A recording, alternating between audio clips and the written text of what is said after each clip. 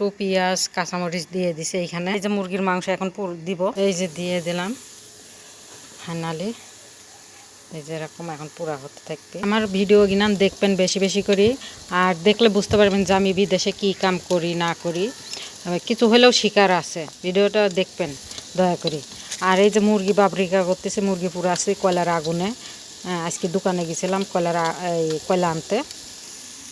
Tomato পুরাই সারি ভর্তা করা হবে, রসুন তেল কাঁচামরিচ দিয়ে লবণ স্বাদ মতন দিয়ে। এইগুলা পুরানি হয়ে গেছে, আমার ম্যাডামই ভর্তা। এই যে বিটের সালাদ, এডি বিটের সালাদ কিভাবে করেছি ভিডিও করা আছে, ভিডিও দিছি, দেখবেন আপনারা, না দেখলে বুঝবেন না। আর এডি আমার সালাদ, এডি আমার সালাদ, এডি ম্যাডাম স্যার, এডি ম্যাডাম স্যারের ওই সোলা।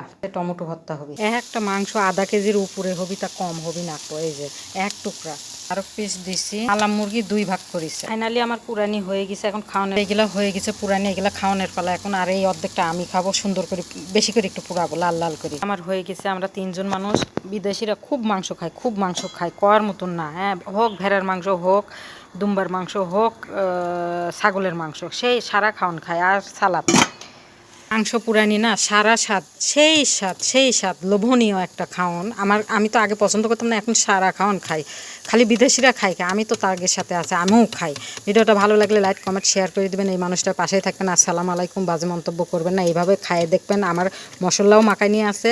আর এরা না সিদ্ধ সিদ্ধ খায়, এরা আগে খাইতো কি করে হলুদ আর একটু রসুন দিত কোনো রকম, আর গোলমরিচের গুঁড়া তেল এইগুলা দিয়ে মাখাই শুকায় দিয়ে সিদ্ধ করে খাইতো, সেই স্বাদ, সেই স্বাদ, তাই করতো। আর তারপরে থেকে আমি কই কি তোমরা এরম করে খাও, আমি আমার মতন করে খাই। আমার মতন করে খাতে যায়, এখন দেখি কি আমার খাওয়ানি হেরা পছন্দ করে। এখন আমি আমার মন মতনই রান্ধি সবসময়। সালাম আলাইকুম।